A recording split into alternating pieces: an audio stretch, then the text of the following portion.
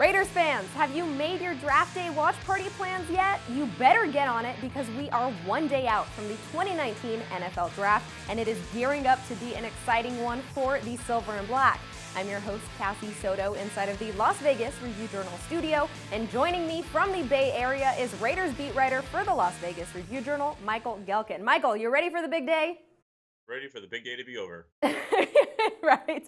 Well, before we get on some draft coverage, let's go ahead and talk about some news that broke recently. Raiders running back Marshawn Lynch has elected to retire. In his 2 seasons playing for his hometown team, Lynch recorded over 1,200 rushing yards and just over 200 receiving yards for 10 total touchdowns. Well, we knew when Marshawn signed on to be a Raider that he was only going to be playing in Oakland. He made it clear that he would not follow the team to Vegas in 2020. So why not stick around for the final year in the Bay? Well, I think the Raiders, in terms of where they stand at the running back position, had a lot to do with this reported decision. And I think it is important to say reported decision because it is Marshawn Lynch, and until he announces something and it's official, you can almost have to be a little bit reserved about it. That being said, ESPN reported on Wednesday that yes, indeed, Marshawn Lynch is retiring. And again, when you look at Marshawn Lynch, he has wanted to play for the Raiders, for the Oakland Raiders, but the interest wasn't especially mutual this offseason, or at least the Raiders certainly weren't aggressive in pursuing Marshawn Lynch. He's coming off of groin surgery. He suffered that injury back in October in London against the Seattle Seahawks. That was his final game with the team. And when the Raiders looked at their running back position, they really wanted to get younger. And this draft is an opportunity, an avenue where they can do so. Yeah, and with Lynch gone now, you just touched on a little bit. How does this magnify the need for Gruden and Mayock to fill the running back position in this year's draft? It does to some degree, but I think really the Raiders kind of are today where they were a month ago, which was that they are really looking to upgrade, they believe, at least get younger at that position by going to the draft. And so I think before Marshawn Lynch's reported retirement, Raiders had their eye on the possibility of, say, a Josh Jacobs or another running back in this draft.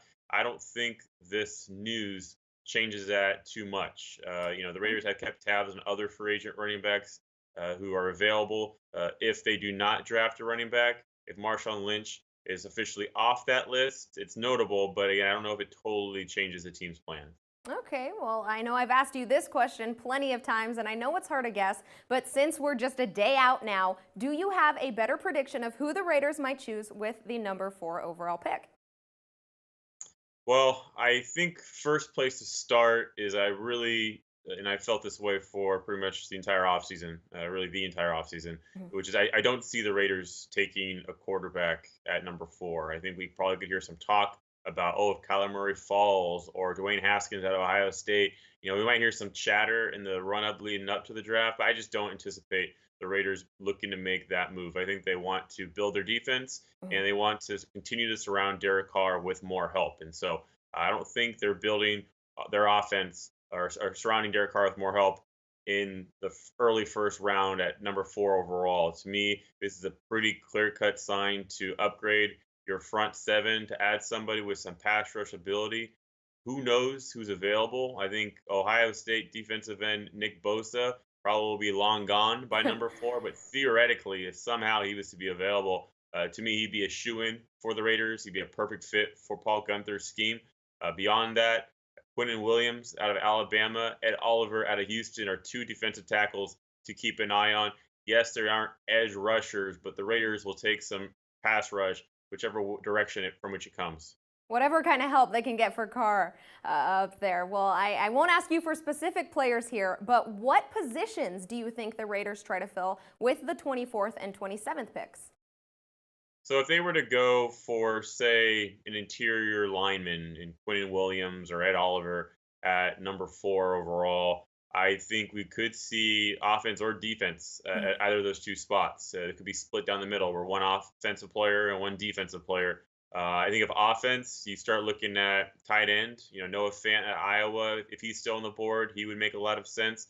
You could see the Raiders go running back. Josh Jacobs, again, out of Alabama. He's an option for this team. Guard could be something that the Raiders try to wait on until the number 35 overall pick on Friday, earlier in that second round. But they could also go guard that day, and then just defense. It could be depth. It could be an edge rusher, depending on who falls. We'll see what the draft board looks like by the time the Raiders are on the clock at number 24. Obviously, that'll have some say in what direction they go. But those are just a few positions that the Raiders do have their eye on. All right, Michael, as always, thank you for taking some time out of your crazy schedule. We'll be sure to bug you tomorrow on only one of the busiest days of the year for you. Can't wait. Once again, that was Michael Gehlken, Raiders beat writer for the Las Vegas Review-Journal. Michael will have all of the draft coverage coming out of Oakland. Meanwhile, Las Vegas Review-Journal sports columnist Ed Graney will be in Nashville, where the draft is taking place. So be sure to head on over to reviewjournal.com to read up on all of their great continued coverage of the 2019 NFL Draft. For Michael Gehlken, I'm Cassie Soto. Thank you so much for watching.